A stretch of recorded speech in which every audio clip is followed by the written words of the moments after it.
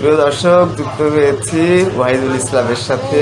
তিনি 16 ডিগ্রি কলেজে উপাধ্যক্ষ হিসেবে কাজ করছেন দীর্ঘদিন ধরে। আমরা একটু আলাপ করি শিক্ষা নিয়ে। তার অনেক চিন্তা, অনেক উন্নতি করার অনেক কিছু আমরা আলোচনা করি। আমার মনে হয় যে দর্শকদের সাথে একটু শেয়ার করা উচিত। আপনি কত বছর ধরে এই কলেজে আছেন? আমি প্রায় 26 বছর। একেবারে শুরু থেকে? সেই তো 94 সালে অক্টোবর মাসে না? কেমন লাগে এই প্রফেশনটা? আমার ছাত্র জীবন থেকে প্রফেশনটা পছন্দের, এবং আমি পছন্দের কারণে প্রফেশনটা বেছে নিয়েছি। এবং এখানে অনেক ছাত্র শিক্ষার্থী থাকবে, আমি নিষ্ঠার সাথে কাজ করার একটা সুযোগ পাব।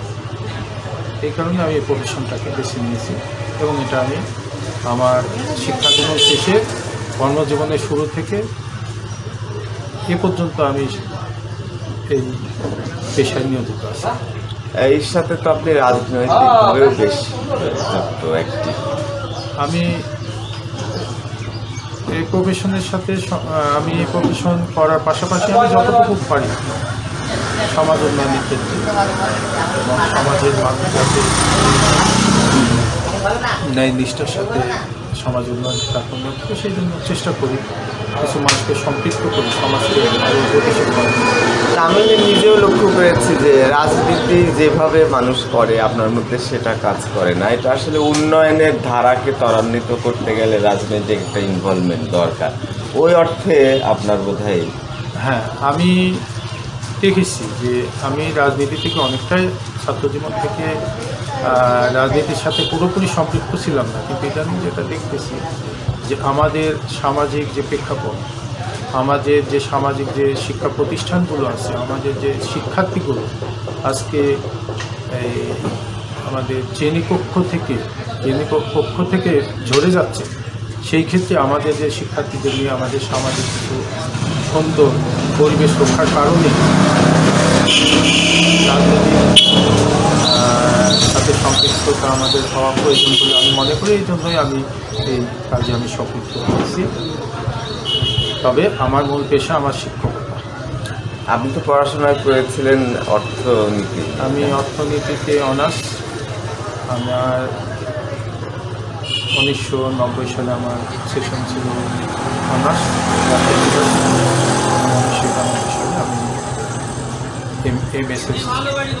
শেষ করি। অনেকটা এলাকায় হয়েছেও আমি শুনেছি আপনার পারফরমেন্স ভালো ছিল।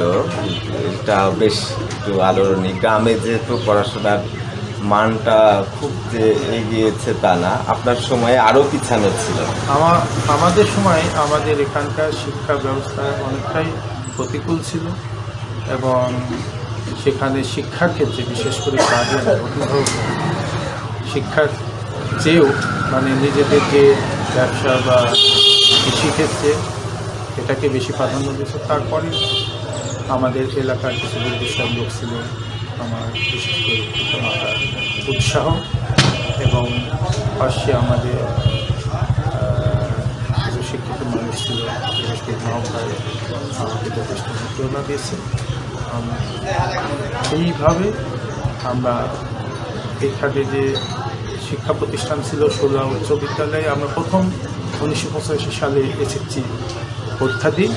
আমরা 5 জন পরীক্ষার্থী ছিলাম, এবং আমরা প্রথমে এখানে একটু নিরাশ হয়েছিলাম যে আমাদের যখন প্রথম রেজিস্ট্রেশন হয় সেটা আমাদের সরাসরি না, আমাদের বিশেষ অনুমতি দিয়ে লেখা আছে আমাদের সার্টিফিকেটে।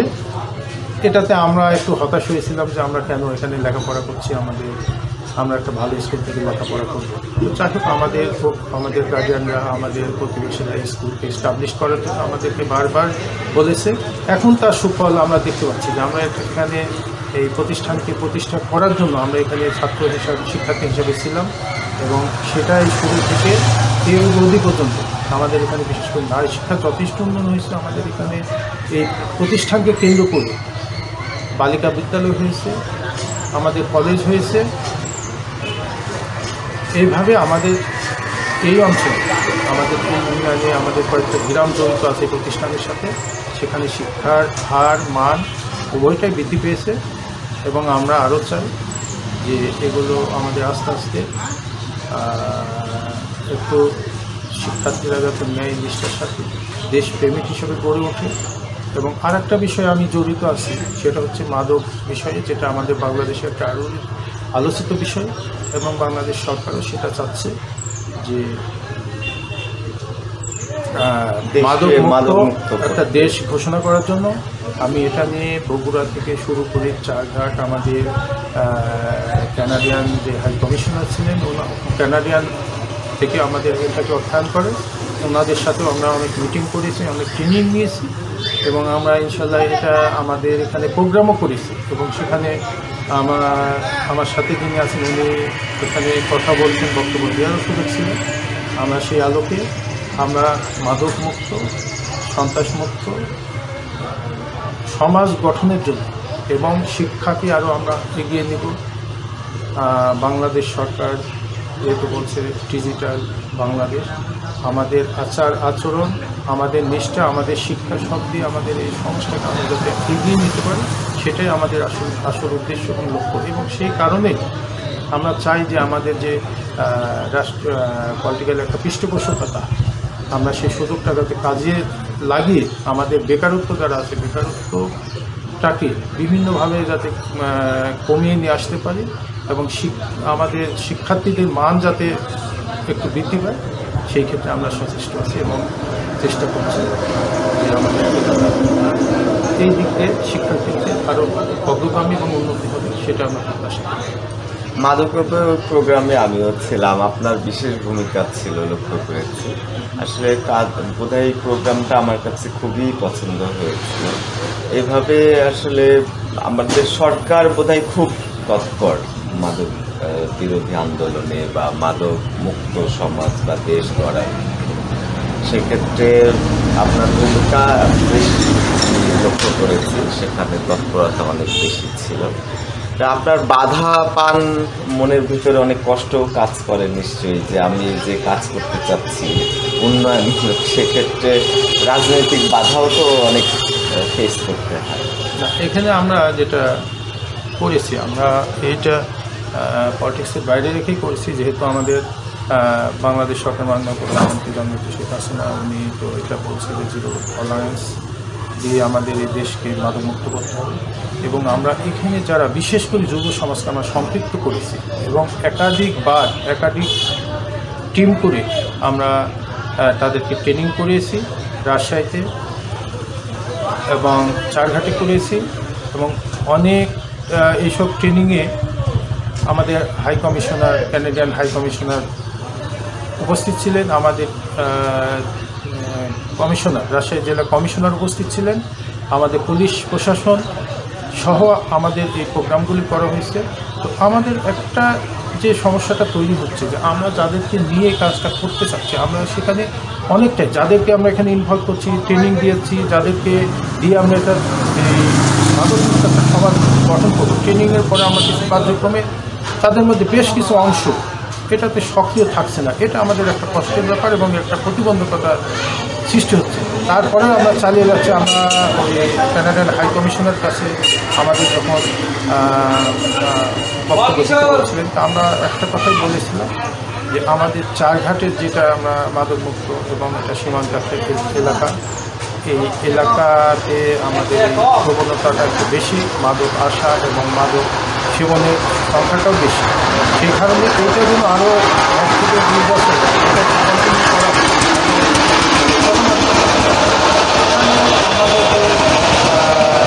প্রতিনিধিরা ছিলেন, তারা একটা সন্তোষ প্রকাশ করছেন এবং বলছেন যে আসলে আমাদেরও মনের দাবি, আমাদেরও প্রাণের দাবি যে এই ধারাবাহিকতা এখানে থাক, ইনশাআল্লাহ এটা করতে পারে। আর আমাদের আস্তে আস্তে আমরা যেহেতু একটা জনগোষ্ঠীকে সম্পৃক্ত করতে পারি, তাহলে হয়তো এই যে আমরা সফলতা অর্জন করতে পারবো এবং সেই লক্ষ্যে আমরা এগিয়ে যাচ্ছি। আমি তারপরে যে রাজনৈতিক যে কিছু সহযোগিতা আমরা এই চারঘাট বাঘাট আমাদের গণপ্রজাতন্ত্রী বাংলাদেশ সরকারের মাননীয় প্রধানমন্ত্রী শাহজালাল আলম এমপি, উনি স্পষ্ট ভাষায় বলেছে মাদকমুক্ত, দুর্নীতিমুক্ত চারঘাট বাঘা তৈরি হবে এবং চারঘাট বাগাকে বঙ্গবন্ধু সে আদর্শের যে সোনার বাংলা সেটা গড়ার লক্ষ্যে ওনার কাছ থেকে আমরা যে সহযোগিতা যেটা পাই, গরিব দুঃখী যারা আছেন, যেমন শীত বস্ত্র থেকে শুরু করে বিভিন্ন যারা অসুস্থ থাকে তাদের সাহায্য সহযোগিতা উনি এগুলি সবসময় সহযোগিতা করেন। এবং আমি রাজনীতি এই ইনভলভমেন্টের কারণে, আমি এই সম্পৃক্ততার কারণে আমি এই সুযোগগুলি আমি অনেক সময় পেয়ে থাকি। বিভিন্ন আমাদের যে বড় শরীর, সেই ক্ষেত্রে উনি আমাদের এলাকার মানুষের জন্য, দুঃখী গরিব মানুষের জন্য যে সহযোগিতা করেন, সেগুলো আমরা কিন্তু এই মানুষের কাছে পৌঁছিয়ে দিতে পারি। এবং এইটা আমার জন্য একটু সুবিধা হয়েছে যে ওনার এই সহযোগিতা কারণে আমরা এই সুযোগ সুবিধাগুলো করতে পারি। এবং অনেক সময় বেকার অনেক ছেলে থাকে, তাদের ক্ষেত্রে আপনার একটু সুপারিশ করলে চাকরি বা তাদের কর্মজীবনের জন্য উনি সহযোগিতা করে থাকেন। আর এই এলাকার বিশেষ করে শিক্ষা প্রতিষ্ঠানগুলো যাতে অনিয়ম মুক্ত হয়, সেই ক্ষেত্রে উনি সদা সচেষ্ট। এবং আমি এই কারণে ওনার এই নিষ্ঠা এবং সততাকে আমি শ্রদ্ধা ভরে স্মরণ করি। এবং আমরা চাই যে আমাদের বিগত দিনের যে মানুষগুলো যারা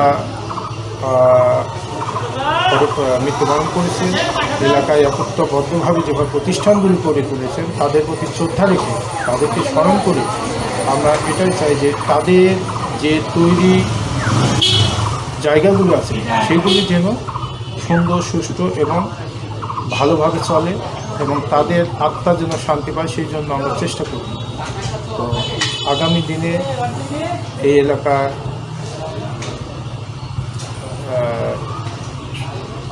শিক্ষা প্রতিষ্ঠান থেকে শুরু করে মাদকমুক্ত, জঙ্গিমুক্ত, আমাদের সোনার ছেলে হয়ে উঠবে সে প্রত্যাশা রাখছি। এবং এই অঙ্গীকার নিয়ে এবং এই অঙ্গীকারবদ্ধ হয়ে আমরা আগামী দিনে আমাদের এলাকার জনগোষ্ঠীকে সম্পৃক্ত করে আমরা উন্নয়নের ধারা অব্যাহত রাখি, সেই প্রত্যাশা আমরা।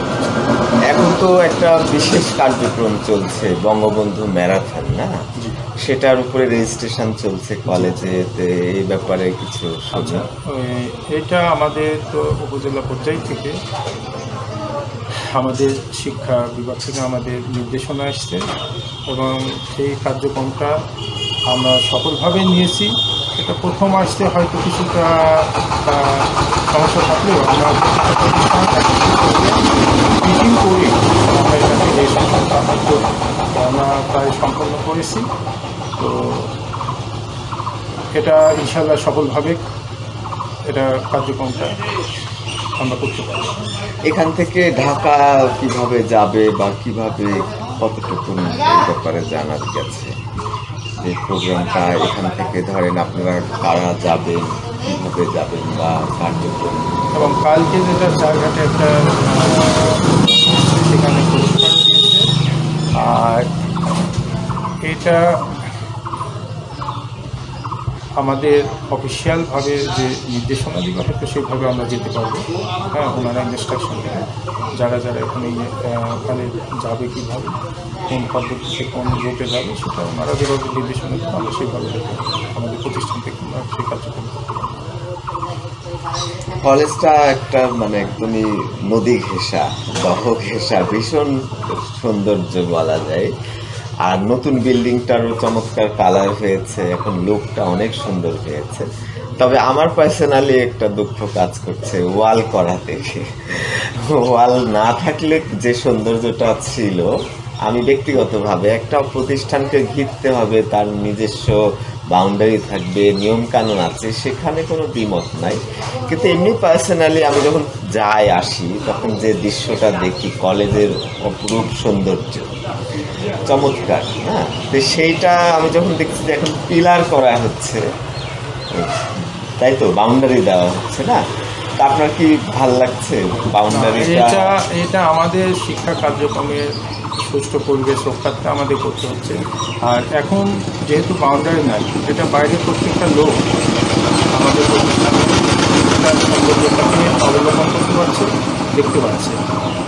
তো আমাদের শিক্ষা কার্যক্রমের ক্ষেত্রে অনেক সময় বিশেষ করে গ্রামের এই শিক্ষা প্রতিষ্ঠানগুলোতে শিক্ষার্থীরা অনেক সময় ক্লাস শেষ না হতে একটা নির্দিষ্ট সময় পর তারা চলে যায়, যেটাকে আমরা বাউন্ডারি না থাকলে আটকে রাখা খুবই সমস্যা হয়ে যায়। আমরা একটা তদারকি করছি, দেখা যাচ্ছে তার ফাঁকেও অনেক সময় চলে যায়। তো বাউন্ডারিটা থাকলে বাইরে থেকে অনেক মানুষ এসে অনেক সময় আমাদের প্রতিষ্ঠানে অনুপ্রবেশ করে, সেটাকে রোধ করার একটা সমস্যা হয়।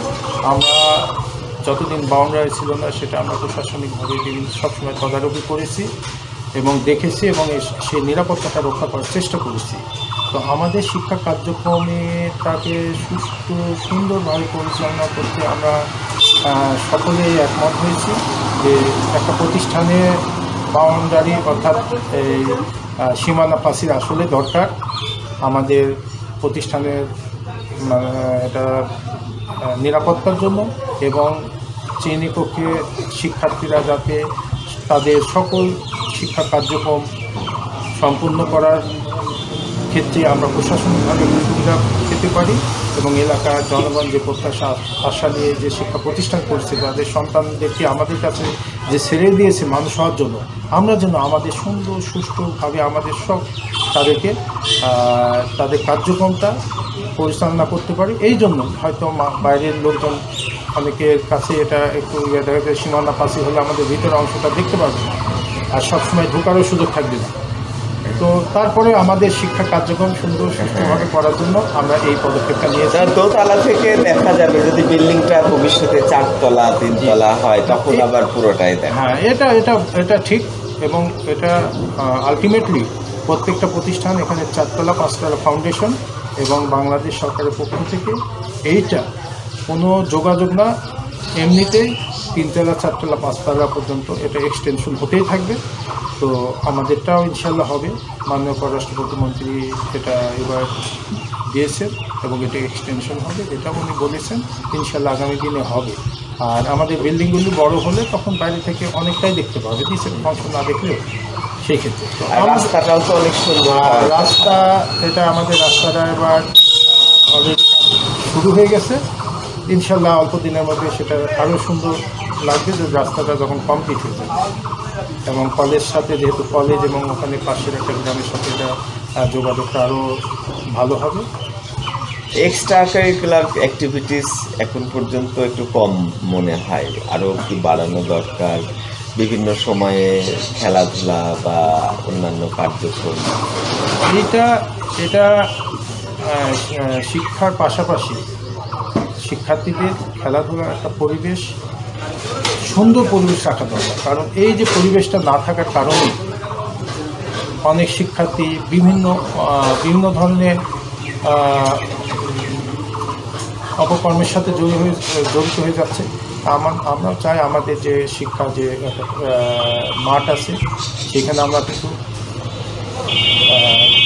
কলেজ শিক্ষাকালীন সময় অর্থাৎ বিকালে আমরা খেলার সুযোগ, আমাদের যেহেতু গেম টিচার আছে আমরা এই সুযোগটা সবসময় করে দিই এবং এটা নিয়ে আমরা কিন্তু আরও তৎপর হতে পারবো। কারণ লেখাপড়ার অবশ্যই সীমাটুকু যদি আমরা খেলাধুলাতে শিক্ষার্থীদের আমরা সংক্ষিপ্ত রাখতে পারি, আমার মনে হয় ছেলেরা আরও মানসিকভাবে বিকাশ লাভ করবে এবং ভালো চিন্তা চেতনা তাদের মধ্যে বের হবে এবং এই আউটপুটটা আমরা পাবো ইনশাল্লাহ। আচ্ছা, আমার একটু গবেষণা আছে, দেখি আপনার সাথে আমার মেলে কিনা বা কি পরামর্শ আছে। সেটা হলো যে আমি ইউনিভার্সিটিতে বরাবরই বলে থাকি যে ছেলে মেয়েদের প্রধান আকর্ষণ হওয়া দরকার প্রতিষ্ঠানে আসতে ইচ্ছা করা। ষোলোয়া কলেজে ছেলে মেয়েরা পড়াশোনার জন্য আসবে এটা ঠিক, কিন্তু আমার মনে হয় যে সবার যেন আসতে ইচ্ছা করে এই পরিবেশটা। যেমন দেখা গেল যে অনেক খেলাধুলা থাকলো, বিনোদন থাকলো, তখন ছেলেরা হয়তো ক্লাস প্রথমে নাও যদি করতে চায়, তারপরেও যদি কলেজে তারা অনেক সময় ধরে থাকে তাহলে অনেক কিছু শিখতে পারবে এবং ক্লাসও করতে পারবে। তা আমি নর্দার্ন ইউনিভার্সিটিতে আমি বিশেষ করে দেখেছি যে যেদিন ছেলেদের কার্যক্রম কম থাকে, ক্লাস কম থাকে বা অন্যান্য খেলাধুলা অ্যাক্টিভিটিস কম থাকে, তখন ছেলেমেয়েদের আনাগোনা অনেক কম হয়। তো যখন ছেলেমেয়েরা সবসময় আসতে চাইবে, কলেজমুখী হবে, তখন আলটিমেটলি ক্লাসও তারা করবে। কিন্তু আমি যদি শুরুই ক্লাসের জন্যই তাদেরকে যদি ডাকি, সেক্ষেত্রে কলেজে দেখা যাবে যে আসতে চাচ্ছে না, তার মানে হিতে বিপরীত হতে পারে। আমার কাছে বারবারই মনে হয় যে পড়াশোনার জন্য না, মজা করার জন্য তারা কলেজে আসছে। এইটা যদি ছেলে মেয়েদের মাথায় থাকে যে আমি গেলেই কিছু মজা পাবো, তখন আসবে। আসার পরে ক্লাস প্রথম একটু ফাঁকি দিলেও আলটিমেটলি ফাঁকি দেওয়া হবে না। কিন্তু এই যে আসেই দেরিতে আবার আর্লি চলে যায়, তো ওদেরকে ধরে রাখা মানে ক্যাম্পাস মুখী করা, তারা যেন নিজের ইচ্ছাতে আসে, লম্বা সময় থাকে, খেলাধুলা করে, পড়াশোনা করে, ক্লাস করে, সবগুলোই যাতে করে, এরকম বোধহয় কার্যক্রম আরও যত বাড়ানো যায়। বা আপনার মতামত? এই কার্যক্রমের সাথে আমি একমত এই কারণে যে আমরা তো শিক্ষার্থী ছিলাম। আমি ব্যক্তিগতভাবে যখন কলেজে পড়তাম, সরকারি কলেজ, রাজশাহী কলেজে যখন পড়তাম, তখন দেখেছি সেখানে আমরা লেখাপড়া করতাম, মাঝে একটা গ্যাপ, একটা ক্লাস নাই, অপশনাল ক্লাসের ক্ষেত্রে। তখন ওখানে আমাদের যে খেলাধুলার ব্যবস্থা আছে, আমরা ক্যারাম বা অন্যান্য যে শিক্ষা প্রতিষ্ঠান অর্থাৎ শিক্ষার সাথে সংশ্লিষ্ট যে আইটেমগুলো, সেগুলি আমরা করতাম। আবার আমরা সবসময় দেখতাম, ঘড়ি দেখতাম যে আমাদের ক্লাস কয়টা, আমরা জাস্ট ক্লাসে কয়েক মিনিট আগে বের হয়ে আসতাম। আমরা যখন এই যে অবসর সময়টা আমাদের দুইটা কাজে, খেলাধুলা কাজে যখন পার হয়ে গেল, আবার ক্লাসের সময় চলে আসলাম। যদি এই সিস্টেমটা না থাকে, তখন কি তারা এই অবসর সময়টাকে মনে করে যে এই যে দুইটা ক্লাস আজকে এখন গ্যাপ আছে, আমি এই সময়টা আমি কলেজে থাকবো না, এবং এটা একটা হিতে বিপরীত হয়, এটা ঠিক। তো প্রতিষ্ঠানে খেলাধুলা এবং আর একটা বিষয় থাকবে, সেটা তো লাইব্রেরি আমাদের একটা জ্ঞান অর্জনের একটা বড় জায়গা, এবং ওই গ্যাপ সময়টুকু আমাদেরকে এইভাবে প্রদর্শিত করা হতো। শিক্ষকরা শ্রেণীকক্ষে ক্লাস নিতেন এবং বলতেন, আমরা অনুরূপভাবেই সেটাই বলি যে ওখানে খেলাধুলা থাকবে, ওখানে লাইব্রেরি থাকবে। আমাদের যেহেতু অনেক সময় ক্লাস করতে হয়, ক্লাসে আমাদের যে ফিডব্যাক দেয়, সেই ক্ষেত্রে আমাদের একটু লাইব্রেরি ওয়ার্ক করা দরকার, এবং সুন্দর লাইব্রেরি থাকতে হবে, সুন্দর কম্পিউটার। আর একটা বিষয়, এখন যেহেতু ডিজিটাল বাংলাদেশ, টেকনোলজির এখন সময় আসছে, এই যে পড়াশোনার পাশাপাশি আমাদের যদি প্রত্যেকটা প্রতিষ্ঠানে এই ল্যাবটা থাকে, তাহলে শিক্ষার্থীরা আরও মনোনিবেশ করবে যে শিক্ষার পাশাপাশি যে 2টা ঘন্টা আছে, তারা অনলাইনে অনেক শিক্ষণীয় বিষয় ছাড়া সেখানে সার্চ করে সেখানে পড়াশোনা করতে পারবে, দেখতে পারবে। মাঝে যে সময়টা তারা অবসর পায়, সেই সময়টা সেখানে ব্যয় করবে, এবং ওই ব্যয় করতে করতে আর একটা ক্লাস চলে আসছে, তখন তারা কিন্তু কন্টিনিউয়াসলি এই ক্লাসগুলো করার একটা মনোবৃত্তি সৃষ্টি হবে। এবং প্রথমে একটু ব্যাঘাত হলেও এটা ইনশাল্লাহ, যদি এই কার্যক্রমটা প্রতিষ্ঠানের প্রত্যেকটা বিষয়ে যদি লঙ্ঘনভাবে জড়িত হয়ে থাকে, প্রতিষ্ঠান যদি এটা সুন্দরভাবে মনিটরিং করতে পারে, তাহলে ইনশাল্লাহ শিক্ষার্থীদের শ্রেণীকক্ষে উপস্থিতি বাড়বে। এবং আমরা তো অনেকবার দেখি, এইচএসসি রেজাল্ট হওয়ার পরে আমরা বিভিন্ন ঢাকার যেমন রাজক মডেল কলেজ আছে, সেখানে দেখতাম যে বারবার তারা ভালো করতো। তাদের ভালো করা হচ্ছে প্রতিষ্ঠানের আঙ্গিনার মধ্যেই তাদের সব কিছু, সেখানে পাঠদান, সেখানে লাইব্রেরি, সেখানে এই প্রযুক্তির যে ডিজিটাল ল্যাব, সেখানে খেলাধুলা ব্যবস্থা, সব কিছু তারা সেখানে। এমন আমরা পড়াশোনা করে দেখছি যে জাপানের ছোট ছেলেমেয়েরাও তারা প্রতিষ্ঠানে যায়, ওখানে তাদের খেলাধুলা, লেখাপড়া, খাওয়া দাওয়া সব। আমাদের এই সিস্টেমগুলো যদি আমাদের প্রতিষ্ঠানে যদি সবটাই স্বয়ংসম্পূর্ণ থাকে, ইনশাল্লাহ আমাদের এটা আমরা বাস্তবায়ন করতে সক্ষম হব। যেহেতু অনেক শিক্ষা প্রতিষ্ঠানে এখন এই বিষয়গুলো আমাদের কম আছে, আমরা স্বয়ংসম্পূর্ণতা অর্জন করতে পারিনি। তো আগামী দিনে অর্জন হয়ে যাবে ইনশাল্লাহ, যেহেতু সরকার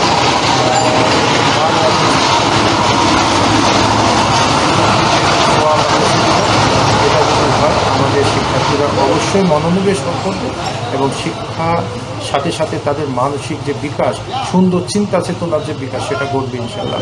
এবং এটা আমি তাদের সাথে একমত যে এইগুলি থাকা অবশ্যই দরকার, এবং আমি এই আগে থেকে মনে করি যে এগুলো থাকার দরকার। আরেকটা জিনিস আমার মাথায় খুব কাজ করে যে যদি এমন হতো, একটা ঘর আছে, সেখানে প্রজেক্টর দেওয়া আছে, ইন্টারনেট তো আছে, ইউটিউবে অনেক ভালো ভালো প্রোগ্রাম আছে, শিক্ষকরাই বাছাই করে ওইগুলো দেখা গেল যে একটা সময় থেকে একটা সময় পর্যন্ত দেওয়া থাকলো এক্সট্রা হিসাবে। যদি ছেলেমেয়েরা যে কয়জন, 1 জন হোক, 10 জন হোক, 50 জন হোক, যখন যে চাইলো সেটা পার্টিসিপেট করলো, দেখা গেল ওই ভিডিওগুলো দিয়ে শিক্ষা থেকে শুরু করে অনেক কিছু তার মধ্যে আছে।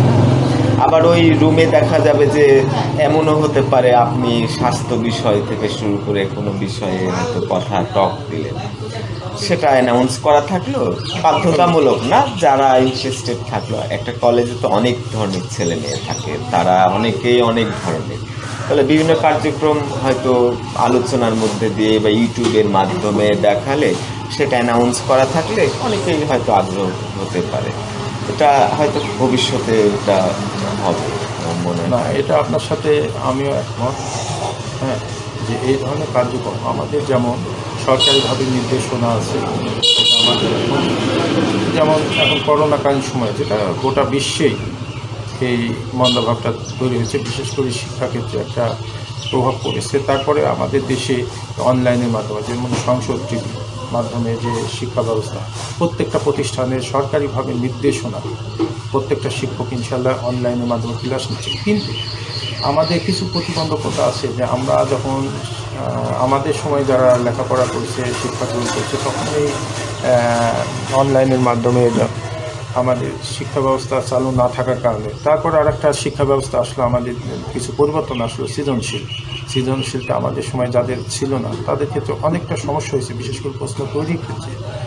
তো আমাদের প্রশিক্ষণটা হয়েছে, তবে প্রশিক্ষণটা আমাদের অ্যাভেলেবেল হয় না, আমাদের প্রশিক্ষণটা কিছু কম। আরও প্রশিক্ষণ হলে হয়তো এই বিষয়ে আরও আমাদের জ্ঞানটা প্রসার হতো এবং সৃজনশীল পদ্ধতির উপর আমাদের ধারণা এখন অনেকটাই হয়ে গেছে। কিন্তু দীর্ঘ দিন ধরে আমাদের যে পরীক্ষা চলতেছে, পদ্ধতি চলতেছে, আমাদের এটা ইনশাল্লাহ আমরা ইনহাউস ট্রেনিংয়ের মাধ্যমে কিছুটা সমাধান করার চেষ্টা হয়েছে। কিছু এক্সপার্ট নিয়ে বা কোনো কলেজে বা নিজস্ব কলেজে কোনো শিক্ষক এটাতে বেশি এক্সপার্ট হলে তাদেরকে নিয়ে ইনহাউস আমরা ট্রেনিং নিয়েছি। আর এই যে যেটা ভালো ভালো যে কিছু কথা আসে, যে বিষয়গুলো আমাদের শিক্ষার্থীদের মধ্যে যদি আমরা কোনোভাবে ঢুকাইতে পারি, যেমন ইউটিউবের মাধ্যমে, এগুলো আমাদের এখন অত্যাধুনিক পদ্ধতি, আমাদের অবকাঠামো, অনেক প্রতিষ্ঠানে অবকাঠামো কিছু সমস্যার কারণে আমরা এই পদক্ষেপগুলো এখনও নিতে পারি নাই। আর একটা বিষয় হচ্ছে যে পদক্ষেপগুলো যদি আমরা নিতে পারি, আর আপনি যেহেতু বললেন, আমরা ইনশাল্লাহ এটাকে আমাদের আগামী কার্যক্রমের সাথে আমরা কার্যতালিকার সাথে যোগ করব। এবং এই বিষয়গুলো আমরা যদি এখন আমাদের মধ্যে যেহেতু অনেক এই ব্যাপারে আমাদের দক্ষতার অভাব আছে, আমরা আপনাদের মধ্যে কাউকে নিয়ে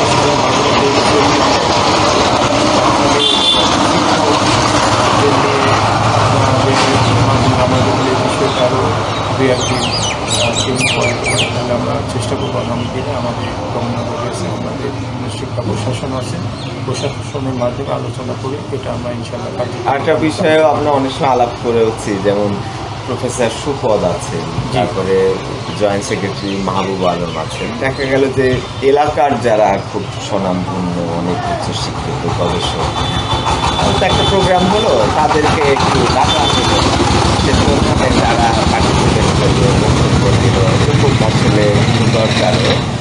আর আরেকটা আমার মাথায় কাজ করে যে আপনি রাজশাহী বিভাগের সেরা যে শিক্ষা প্রতিষ্ঠান রাজশাহী কলেজ, সেখানে আপনি ইন্টারমিডিয়েট করেছেন। আবার রাজশাহী বিভাগের সেরা যে রাজশাহী বিশ্ববিদ্যালয়, সেখানে আপনি আবার পড়াশোনা করেছেন।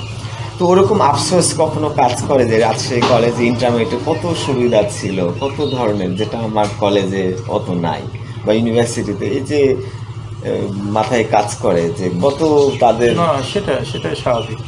যে আমরা যেমন আমি প্রথমে বলি, আমরা মাস্টার ডিগ্রি পরীক্ষা শেষ করলাম, তো পড়ার পরে আমাদের একটা এক্সকারশন দিল ডিপার্টমেন্ট থেকে, যেটার অর্থায়ন ওখানে আমাদের সামান্য কিছু দিতে হয়েছিল।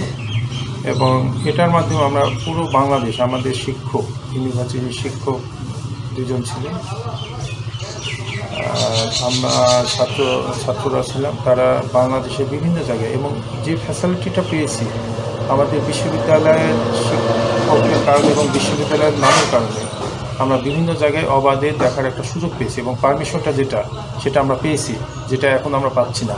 আমাদের শিক্ষার্থী বা আমাদের এলাকার মানুষ, যেমন এই যে একটা পরমাণু কেন্দ্র আছে আমাদের পাশে, সেটা দেখার জন্য আমরা অনেক চেষ্টা করছি, দেখানোর জন্য যে কার মাধ্যমে দেখানো যায়। আমরা বিভিন্ন জায়গায় নক করেও দেখেছি যে না, ওখানে প্রবেশ নিষেধ। এটা আমাদের একটা আফসোসের কারণ। আর রাজশাহী কলেজে যখন পড়েছি, আমাদের এখনও রাজশাহী কলেজে ঢুকলে আমাদের ভালো লাগে যে এটাই যে রাজশাহী কলেজ, সেটা একটা গর্বেরই বিষয়। রাজশাহী কলেজে যারা পড়েছে বা রাজশাহী কলেজের এখন যে সৌন্দর্য আমাদের উত্তরবঙ্গে না এত সৌন্দর্য করছেন, আমরা সেজন্য যে সাবেক অধ্যক্ষ আবুল রহমান স্যারকে আমরা শ্রদ্ধা জানাই। এই কারণে যে শিক্ষার পাশাপাশি যে আমাদের প্রতিষ্ঠানের যে আঙ্গিনা সেটা এত সৌন্দর্যভাবে সাজিয়েছে বাংলাদেশে এরকম সুন্দর আছে কিনা আমার এবং এই সৌন্দর্যের কারণে ওখানে শিক্ষার্থীরা গিয়ে আলটিমেটলি আমরা 16 স্কুলে পড়েছি প্রথম ব্যাচ, আমাদের অনেক কিছু ল্যাব ছিল। আমরা যখন ওখানে গিয়ে পরীক্ষা দিয়েছি তখন আমরা এই জিনিসগুলো বুঝতে পেরেছি। আমরা এখানে পেপার পত্রিকা পড়তে হবে সেটা জানি না, ওখানে গেলে পেপার পত্রিকার একটা এই যে সুযোগ, ওখানে গেলে লাইব্রেরির হিউজ বই, অনেক ধরনের বই থাকে, অনেক শিক্ষার্থী ওখানে প্রতিযোগিতার মাধ্যমে পড়াশোনা করে, যেগুলি আমাদের প্রতিষ্ঠানে নেই। প্রতিযোগিতা নাই, আমাদের যে বইপত্র নাই, আমাদের লাইব্রেরির যে সৌন্দর্য যেটা, এটা সৌন্দর্যটাও একটা কাজ করে। আমাদের লাইব্রেরির সে সৌন্দর্য নাই, এটা আমাদের অবশ্যই আফসোসের বিষয়। আমরা যখন ইউনিভার্সিটি পড়ছি তখন আমাদের ডিপার্টমেন্টের সেমিনার আছে, সেখানে আমরা গিয়ে যে কোনো বই আমরা পড়তে পেরেছি এবং সেখানেও প্রতিযোগিতা। ইউনিভার্সিটি আছে, যে বইগুলি রেফার করতো আমরা সেখান থেকে পড়তে পেরেছি এবং সাবজেক্ট অন্য সাবজেক্টেও বই পড়ার যখন ইচ্ছা হয়েছে তো আমরা সেগুলো পড়তে পেরেছি। সেই সুযোগ সুবিধা আমাদের এখানে আমরা পারি নাই, আমাদের যেহেতু নিজস্ব অর্থায়নে সম্ভব হয় নাই। ঈশান ফাউন্ডেশন থেকে কিছু বই দিয়েছিল এবং সেটারও পিছনে আমাদের অবদান হচ্ছে মাহবুব আলম ভাই। উনি এই শিক্ষা প্রতিষ্ঠানকে এতদূর নিয়ে আসার জন্য উনি যথেষ্ট চেষ্টা করছেন, শ্রম দিয়েছেন, তার প্রতি আমরা শ্রদ্ধা রাখছি। আর যে বিষয়টা আমরা অনুষ্ঠান করতে হবে, আমরা আমাদের এলাকায় সুভদ্রা আছে, মাহবুব ভাই আছে, মাহবুব ভাই সহ আমাদের এলাকায় অনেক ভালো মানুষ আছে, জ্ঞানী গুণীজন আছে, অনেক সমাজ সেবা করে তারা আছে। আমরা তাদের মাধ্যমে যদি এই জায়গাগুলো একত্রিত করে কিছু তাদের অভিজ্ঞতা, তাদের কিছু মতামত নিতে পারি, তাহলে আমাদের এই শিক্ষাক্ষেত্রে আমূল পরিবর্তন হবে বলে আমরা ধারণা করি। কারণ যারা সত্যিকারে অনেক বড় বড় জায়গা আছে তাদের জ্ঞান গরিমা এবং যারা সমাজসেবক, যারা ভালো অভিজ্ঞতা সম্পন্ন মানুষ আছে তাদের অভিজ্ঞতা এবং তাদের জ্ঞান গরিমা বক্তব্য সমন্বয়ে আমরা কিন্তু মাঝে মধ্যে করতে পারলে আমাদের শিক্ষক সমাজ, আমাদের শিক্ষা প্রশাসন, শিক্ষার্থী এবং এলাকার মানুষ এখান থেকে উপকৃত হবে এবং প্রতিষ্ঠান ইনশাল্লাহ আরও এগিয়ে যাবে বলে আমরা মনে করি। তো এইগুলি আমরা এখনও ছোটোখাটো দু একটা করলেও আমরা সমষ্টিগতভাবে করতে পারি নাই। তো এই পরিবেশটা আমরা চেষ্টা করি যে এই পরিবেশটা করতে পারলে ইনশাল্লাহ প্রতিষ্ঠানের জন্য, এলাকার জন্য মঙ্গল হবে এবং আমরা অনেক বিষয়ে অভিজ্ঞতা অর্জন করব, সেটা আমরা মনে করি। তারপরে আমি ছোট্ট একটা কথা বলি, আমরা এই যে আমাদের আগের অনেক বয়োজ্যেষ্ঠ মুরব্বী মানুষের কাছ থেকে সমাজে যারা আমরা আজকে লেখাপড়া শিখেছি, তারা হয়তো সেই একাডেমিক শিক্ষা ততটা নাই, তারই যে অভিজ্ঞতা কাজে সেগুলো আমরা কিন্তু অনেক সময় স্মরণ করি।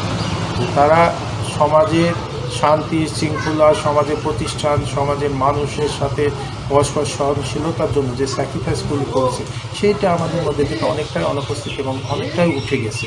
আমরা বিশেষ করে মানে এই সমষ্টিগতভাবে কাজের ক্ষেত্রে আমাদের যে উদাসীনতা, যে বিভাজন, সেটা আমাদের আবার যদি আমরা করতে পারি ইনশাল্লাহ আগের মানুষ যেভাবে প্রতিষ্ঠানগুলো করেছে আমরা সেই ধারাকে অব্যাহত রাখি, তাদেরকে এই প্রতিষ্ঠানগুলো আরও উন্নতি করে শিক্ষার্থীদের বা এলাকার মানুষের আমরা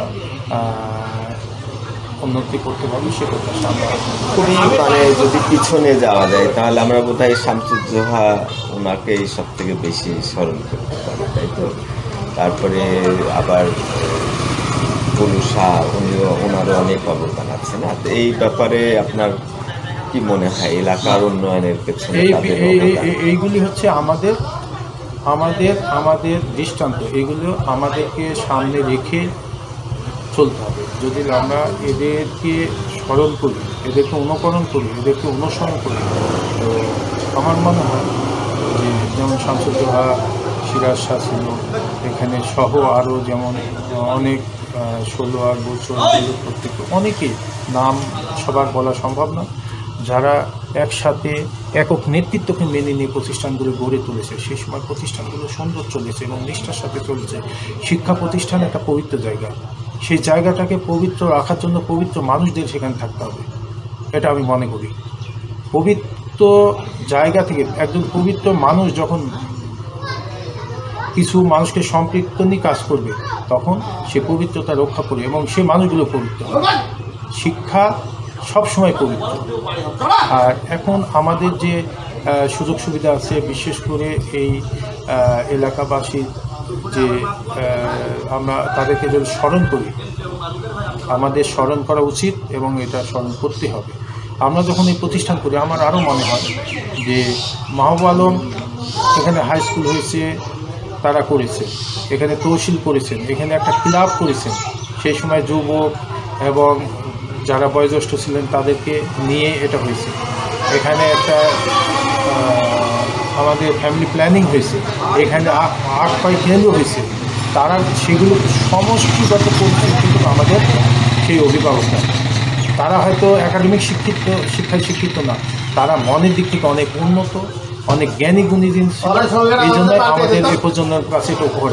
এখন আমাদের উচিত তাদেরকে স্মরণে রেখে আমাদের যার যে চিন্তা চেতনায় এইটাকে আরও অগ্রগতি করার জন্য, তাদের আত্মার শান্তির জন্য, দেশের মঙ্গলের জন্য আমাদের এটা করতে হবে। কলেজের একটা আসলে ইতিহাস আছে।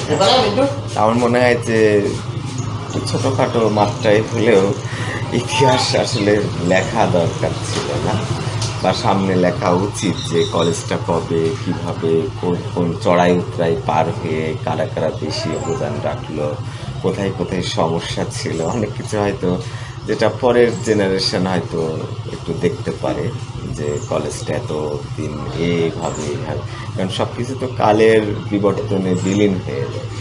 সেটা লিখিতভাবে হতে পারে, আলোচনার মধ্যে দিয়ে হতে পারে, এগুলো থাকা উচিত।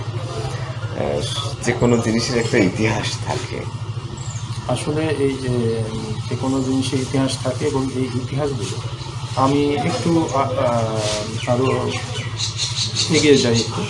আমরা যখন ইউনিভার্সিটি পড়াশোনা করেছি, এখানে আপনি এবং আমাদের মা ভাই সহ আমরা যারা ইউনিভার্সিটি শিক্ষার্থী, কলেজের শিক্ষার্থী, আমরা বোঝাই করি আমাদের একাডেমিক শিক্ষার পাশাপাশি আমাদের যে কিছু বিষয় আমাদের জ্ঞান আহরণ করা দরকার, সেগুলো হচ্ছে আমাদের যে জাতীয় দিবসগুলো, সেগুলো আমরা পালন করেছি। সেখানে আমরা প্রত্যেকে অংশগ্রহণ করেছি যে 21 ফেব্রুয়ারি সম্পর্কে যখন আমাদের আলোচনা থাকবে, আমাদের একটু বক্তব্য দিতে হবে, তখন আমরা পড়াশোনা করেছি। তাহলে আমাদের এই বিষয়গুলি যখন পালন করতে যাব, যখন বলতে যাব, তখন আমাদের ওই বিষয়গুলি জানতে হবে। অনুরূপভাবে এই শিক্ষা প্রতিষ্ঠান যে কীভাবে শুরু হলো, আমাদের 1993 সালে 1994 সালে আমাদের এই প্রতিষ্ঠাটা, এই কলেজটার বিষয়ে একটা কথা আসে এবং সেখানে ছিল যে আমাদের এলাকায় কর্মসংস্থান হবে, প্লাস ছেলে মেয়েদের লেখাপড়ার একটা সুযোগ হবে, অন্তত স্নাতক ডিগ্রি পর্যন্ত এখানে পড়াশোনার সুযোগ হবে। সেই লক্ষ্যকে সামনে রেখে আমাদের এই ভূমিকাতে প্রথমে আমরা যখন ইউনিভার্সিটি পড়াশোনা করে, আমাদের 14 মাহবুব আলম ভাই, উনি তখন ম্যাজিস্ট্রেট ছিলেন কুষ্টিয়া। তো আমাদের 16 একজন ইউনো ছিলেন নজরুল সাহেব,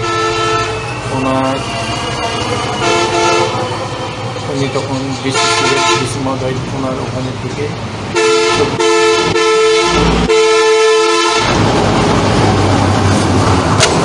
উনি এলাকা যুবক সমাজ থেকে শুরু করে তখন যারা আমাদের সমাজের নেতৃত্ব দিয়েছেন, শামসুজ্জোহা শাহ থেকে শুরু করে আরও যারা নেতৃত্ব দিয়েছেন, তাদেরকে নিয়ে তাদের সমন্বয় করে এই প্রতিষ্ঠান করার জন্য উনি একটা ভূমিকা রেখেছেন। এবং এই যে প্রতিষ্ঠান হওয়ার কারণে আমরা কতদিন ধরে কর্ম করে পাচ্ছি, আমাদের কত ছেলে মেয়ে এখান থেকে ইন্টারমিডিয়েট পাস করছে, স্নাতক ডিগ্রি পাস করছে এবং ইন্টারমিডিয়েট পাস করে অনেক ভালো ভালো জায়গায় তারা পড়াশোনা করেছে এবং বর্তমানে অনেকেই কর্মজীবী। এই জন্য আমরা যারা এই প্রতিষ্ঠান করছে তাদের প্রতি শ্রদ্ধা নিবেদন করে আমরা বলি যে তাদের এই ইতিহাসগুলো আমরা যদি আমাদের কিছু স্মরণিকা বা বই আকারে যদি আমরা একটু লিপিবদ্ধ করতে পারি, এবং এটা আমাদের করা, আমাদের শিক্ষা প্রতিষ্ঠানের ক্ষেত্রেই করা।